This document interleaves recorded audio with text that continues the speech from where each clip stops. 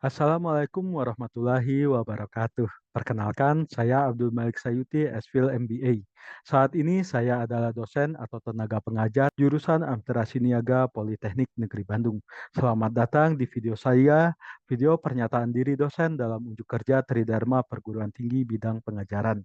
Sebagai dosen, saya berkewajiban untuk menjalankan Tridharma Perguruan Tinggi.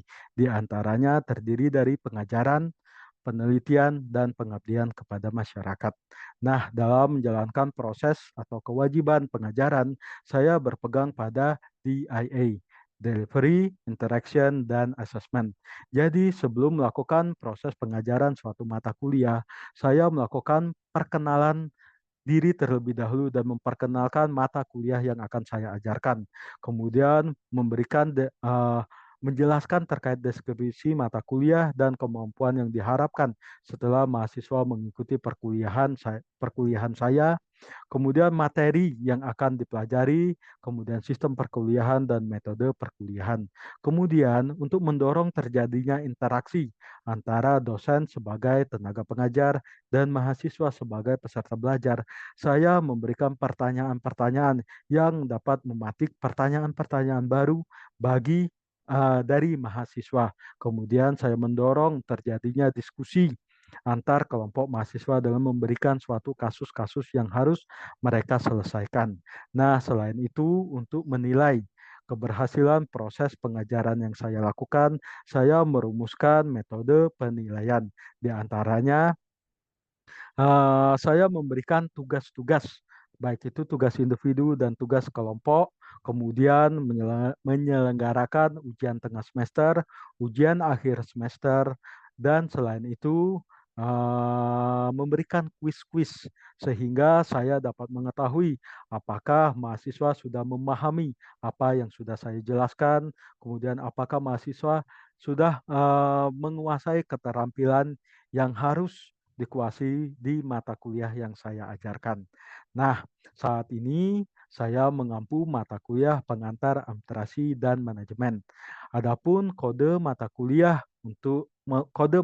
ini adalah 21BA1001.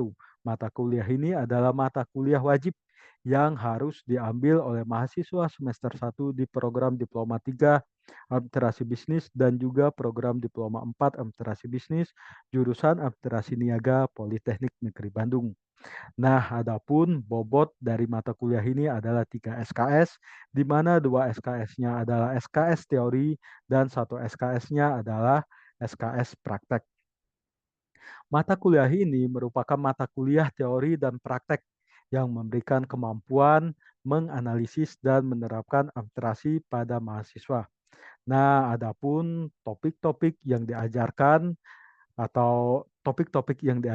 dalam mata kuliah ini adalah konsep administrasi, elemen dan kriteria administrasi, sejarah dan perkembangan administrasi, proses perencanaan, manajemen strategik dan pengambilan keputusan, bentuk-bentuk dan struktur organisasi, manajemen sumber daya manusia dan motivasi, kepemimpinan dan komunikasi, proses pengendalian, serta etika dan tanggung jawab sosial perusahaan.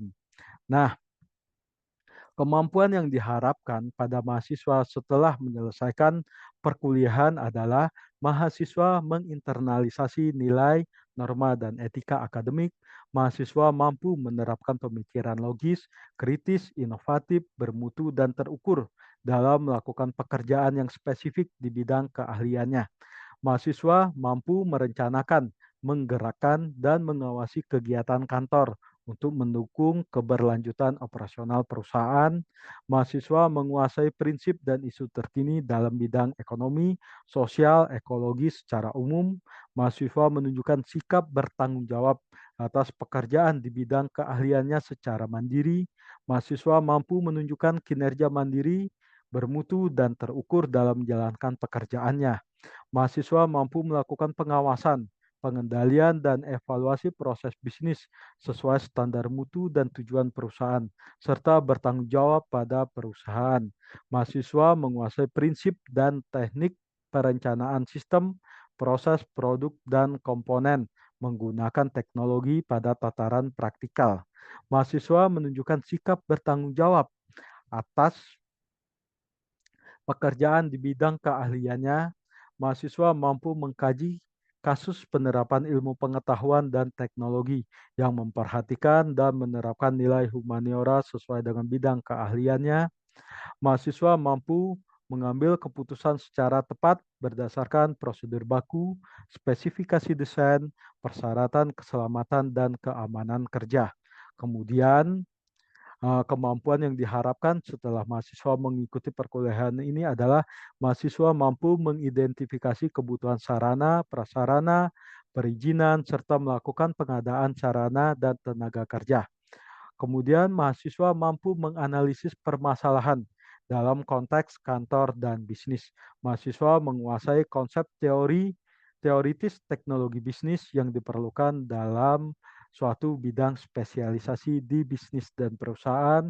Kemudian mahasiswa menguasai pengetahuan tentang codes and standar yang berlaku untuk menyelesaikan masalah bisnis. Nah, adapun materi-materi yang diajarkan dalam mata kuliah pengantar administrasi dan manajemen ini adalah di minggu pertama, mahasiswa akan mempelajari tentang pengertian administrasi, pentingnya administrasi, dan konsep administrasi. Di minggu kedua, mempelajari terkait elemen dan kriteria serta perbedaan administrasi dan manajemen. Di minggu selanjutnya, mahasiswa mempelajari terkait bagaimana sejarah munculnya dan berkembangnya administrasi sebagai ilmu dan seni. Kemudian di minggu selanjutnya mahasiswa mempelajari tentang fungsi manajemen serta pembagian terkait manajemen. Di minggu kelima mahasiswa mempelajari terkait tujuan perencanaan, hubungan antara perencanaan dan kinerja, serta peran, tujuan perusahaan dan perencanaan. Di minggu ke-6, mahasiswa mempelajari terkait pengertian dan tujuan manajemen strategik, proses manajemen strategik, dan tipe strategi organisasi. Di minggu ke-7, mahasiswa mempelajari terkait pengertian dan bentuk serta struktur organisasi perusahaan. Maaf, di minggu ke-7, mahasiswa mempelajari terkait pengertian dan bentuk perusahaan. Di minggu ke-8, mahasiswa mempelajari terkait struktur dan bentuk organisasi perusahaan. Di minggu ke-9, mahasiswa mempelajari terkait perencanaan sumber daya manusia, rekrutmen dan seleksi, serta pengembangan karir sumber daya manusia. Di minggu ke-10, mahasiswa mempelajari terkait teori motivasi, mulai dari teori motivasi awal hingga teori motivasi terkini. Di minggu ke-11, mahasiswa mempelajari terkait teori kepemimpinan. Kemudian di minggu ke-12, mahasiswa mempelajari terkait pengertian dan proses komunikasi. Di minggu ke-13, mahasiswa mempelajari terkait proses pengendalian, tipe pengendalian, dan bagaimana implikasi pengendalian pada manajer perusahaan. Di minggu ke-14, mahasiswa mempelajari terkait pengertian tanggung jawab sosial perusahaan. Nah, adapun sistem perkuliahannya untuk mata kuliah ini adalah luring, kombinasi antara luring dan daring. Dan kemudian metode perkuliahan yaitu kuliah metode ceramah dan tutorial. Kemudian saya menggunakan metode terkait diskusi kelompok, studi kasus untuk meningkatkan interaksi, kolaborasi, dan kerjasama mahasiswa dalam memecahkan suatu permasalahan. Nah,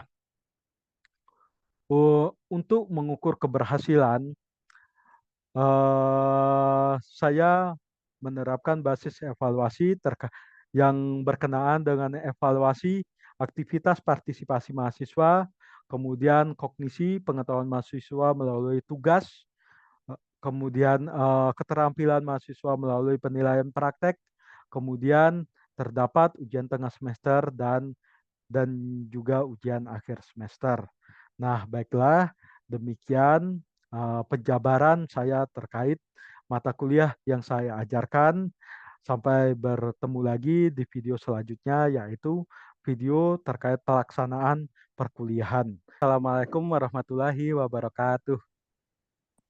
Waalaikumsalam warahmatullahi wabarakatuh.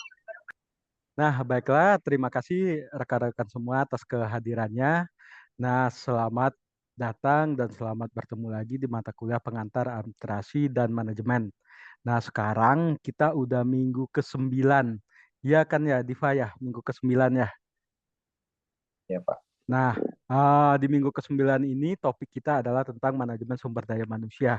Di minggu sebelumnya kita sudah belajar terkait struktur organisasi. Manfaat dari struktur organisasi sendiri sebenarnya memudahkan buat perusahaan untuk menempatkan karyawannya sesuai dengan kualifikasi dan kompetensi yang karyawan miliki, memudahkan untuk efisiensi proses operasional, kemudian memudahkan untuk proses manajerial. Nah, di manajemen SDM sendiri itu kita akan belajar tentang bagaimana sih perusahaan itu mengelola sumber daya manusianya. Ketika perusahaan itu sudah kan perusahaan berjalan itu kan ada karyawannya. Nah, itu karyawan atau sumber daya manusia itu harus dikelola dengan baik agar karyawan bisa memberikan kontribusi terbaik mereka untuk mencapai tujuan dari perusahaan atau instansinya. Saya izin share screen ya terkait bahan tayang saya. Oke, apakah sudah terlihat? Belum. Oke, sudah. Nah, di sini judul mata kuliah kita pengantar administrasi dan manajemen, topik 9 manajemen sumber daya manusia. Dosennya adalah saya sendiri Abdul Malik Sayuti. Kalian sudah kenal ya. Nah, di sini sebenarnya ya sebagaimana saya jelaskan tadi, manajemen sumber daya manusia itu penting sekali karena sebagai bagian dari fungsi organisasi manajemen.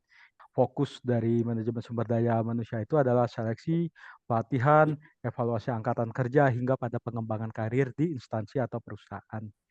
Nah, kemudian peran penting manajemen sumber daya manusia itu adalah sebagai alat strategis yang penting karena membantu membangun kelestarian daya saing. Kemudian manajemen sumber daya manusia itu menjalankan peranan penting karena dia menambah nilai pada perusahaan. Jadi, praktek kinerja tinggi mengarah ke kinerja individual dan kinerja organisasi yang tinggi. Jadi, misalnya, kalau sumber daya manusia dikelola dengan baik, karyawannya meningkat produktivitasnya, dan ketika produktivitas itu meningkat, maka akan meningkat juga produktivitas di organisasi atau di perusahaan. Proses MSDM sendiri itu fungsinya adalah memastikan bahwa tenaga kerja yang kompeten yang dipilih dan terpilih. Jadi kalau misalnya manajemen sumber daya manusia itu dikelola dengan baik, akhirnya orang yang diterima di perusahaan tersebut adalah memang yang kompeten. Jadi tidak ada titip-titipan, terus menyediakan karyawan dan pengetahuan dan keahlian mutakhir untuk melakukan pekerjaan. Jadi pengetahuan dan keahliannya itu adalah yang terbaru, yang siap untuk diterapkan di organisasi atau di perusahaan. Terus memastikan bahwa organisasi dapat mempertahankan karyawan dengan kinerja tinggi dan mampu mengerjakan kinerja tinggi. Jadi di sini maksudnya adalah dia memastikan kalau orang-orang yang emang benar-benar punya kompetensi, punya kinerja yang tinggi yang bertahan. Nah, ini nih sebenarnya proses manajemen sumber daya manusia itu.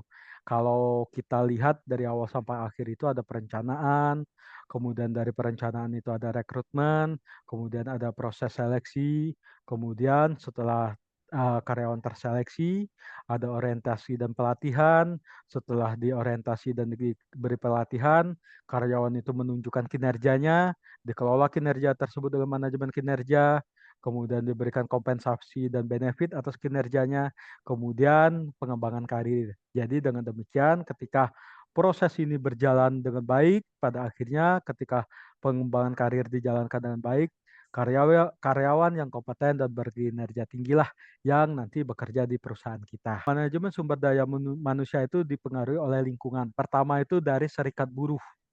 Jadi serikat buruh itu adalah organisasi yang memperjuangkan kepentingan buruh atau karyawan. Jadi jangan sampai nih buruh-buruh atau karyawan yang bekerja di perusahaan itu seolah-olah diperbudak.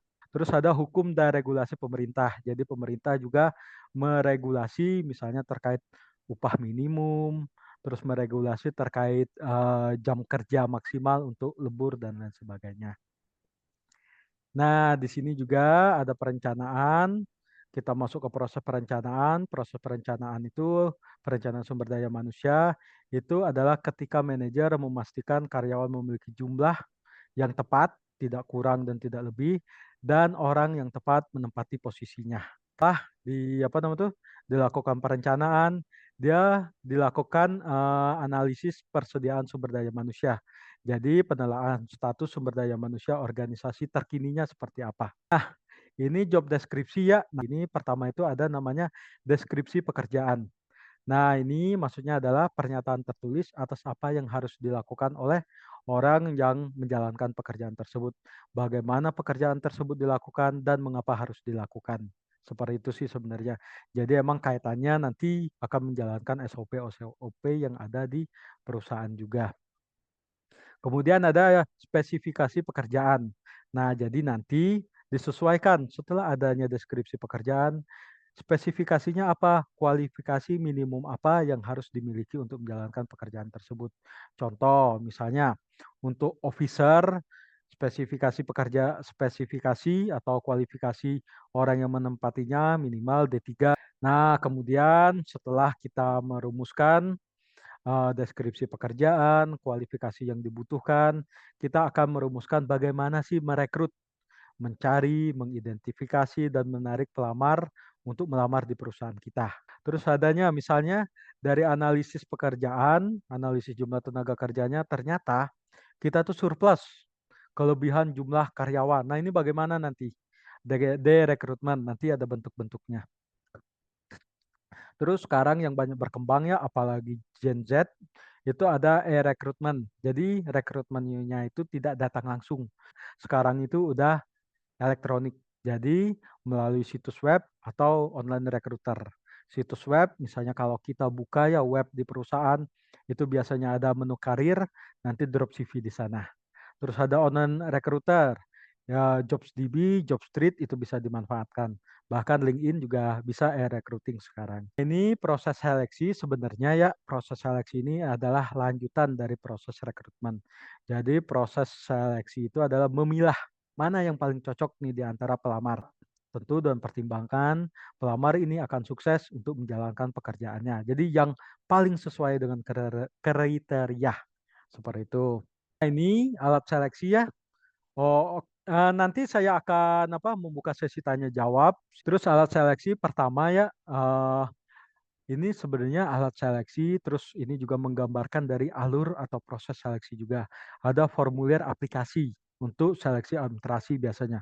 Formulir aplikasi itu biasanya ada surat lamaran kerjanya, ada CV, terus ada lampiran pelengkap lainnya seperti ijazah, sertifikat atau sertifikat kegiatan atau sertifikat kompetensi. Terus saja ada tes tertulis dan tes simulasi kerja. Itu biasanya di seleksi tertulis dan seleksi praktek. Biasanya ada juga untuk hal-hal yang berkaitan dengan pekerjaan teknis. Tes tertulis itu bisa terkait tes kemampuan akademiknya atau tes DIS-nya. DIS itu apa? Kepribadiannya seperti apa? Cocok nggak nih orang ini ditempatkan di posisi yang sedang kita buka. Orang pemasaran tentu tidak bisa, sangat jarang menerima untuk posisi pemasaran, sangat jarang diterima orang-orang eee, yang yang tertutup diri. Orang-orang pemasaran biasanya adalah orang-orang yang senang bergaul, yang ekstrovert, kayak seperti itu. Terus tes simulasi kerja, nah ini juga misalnya untuk pekerjaan-pekerjaan teknis, misalnya nanti ada lowongan bidang pengelasan. Nah itu nanti dilihat juga bagaimana praktek dia mengelas. Terus wawancara, ini tes wawancara, itu biasanya kita wawancara ke user dan juga ke direksi biasanya. Nah, ini biasanya untuk melihat kecocokan dengan budaya organisasi. Terus investigasi latar belakang. Nah, ini sekarang sudah sangat ketat ya kalau rekan-rekan nanti melamar pekerjaan itu akan dilihat yang BI checking. Banyak orang yang tidak diterima karena BI checkingnya itu call 5. Jadi dia banyak utang dan utangnya itu tidak terbayarkan. Terus pemeriksaan fisik itu diwakili oleh seleksi kesehatan. Nah, Baiklah ya, setelah pemaparan saya tadi, apakah ada pertanyaan terkait proses rekrutmen dan seleksi pada pengelolaan manajemen sumber daya manusia? Silakan raise hand.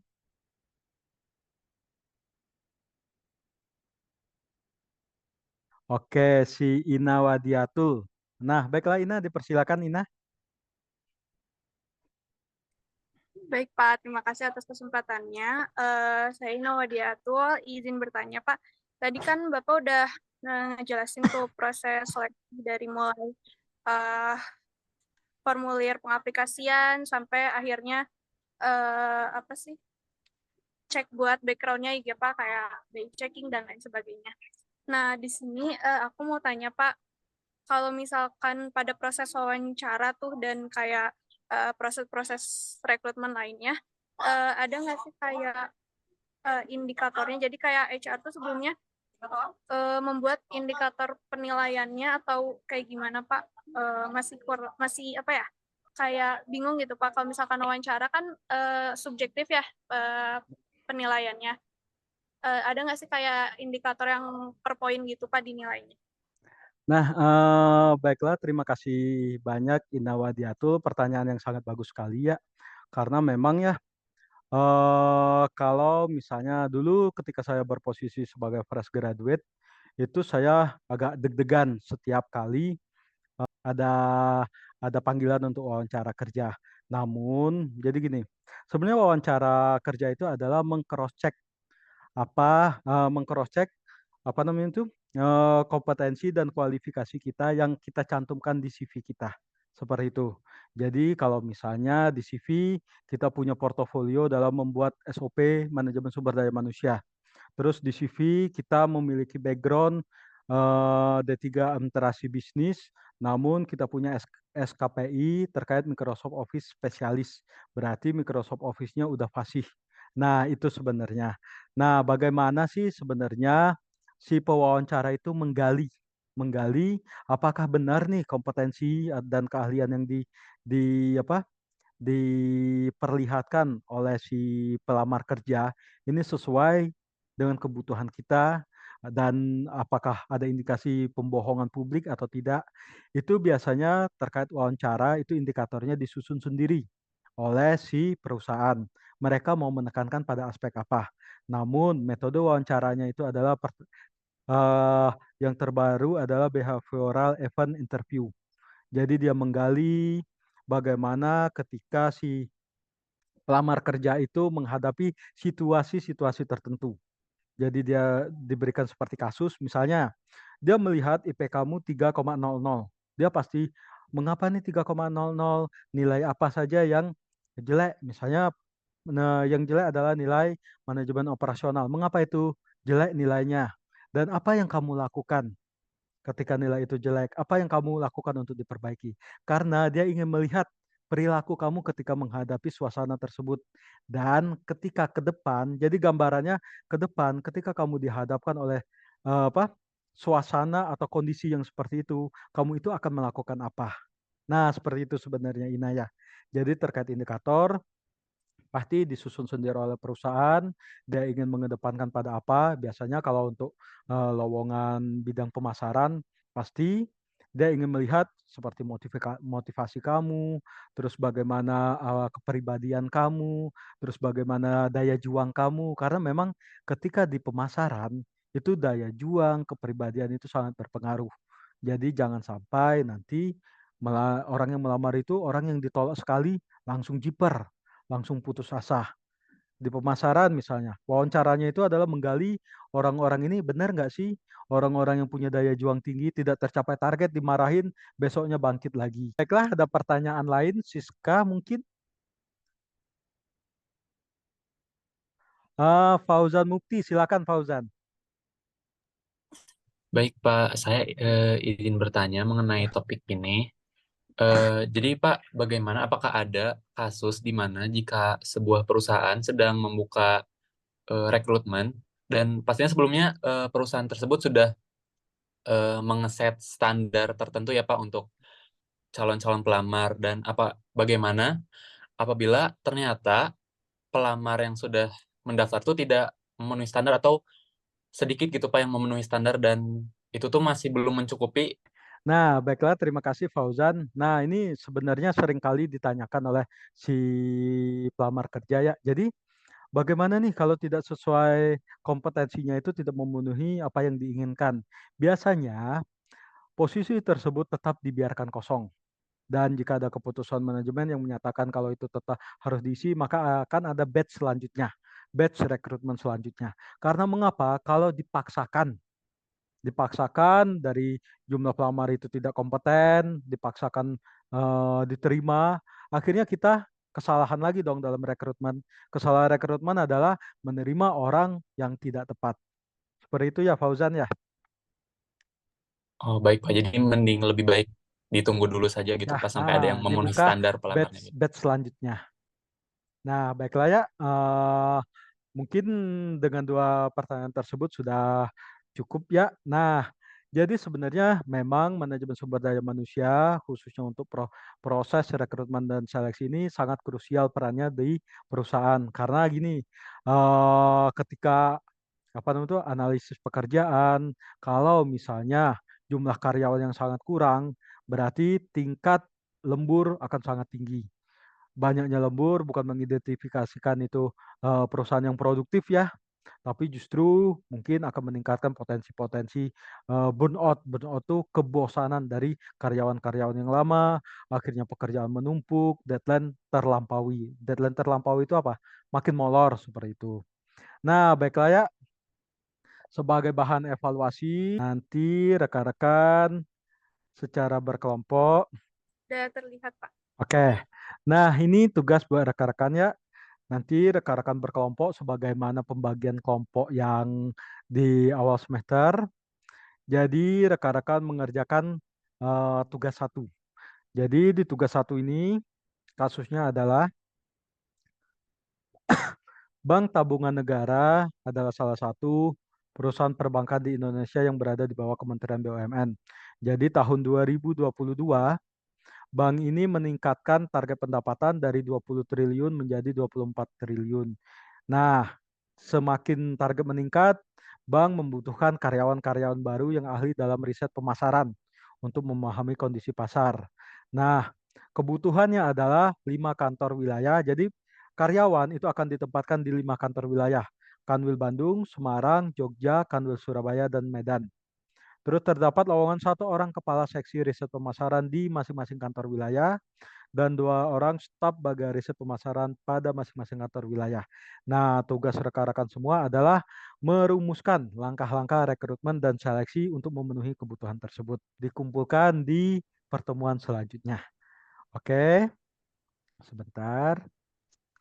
Nah, baiklah ya rekan-rekan, berhubung waktu perkuliahan sudah habis, terima kasih sekali atas kehadirannya dan terima kasih atas diskusinya. Jangan lupa tugas dikerjakan agar saya mengetahui bagaimana sih teman-teman memahami topik yang telah saya sampaikan. Baiklah, wabillahi taufik wal hidayah. Wassalamualaikum warahmatullahi wabarakatuh.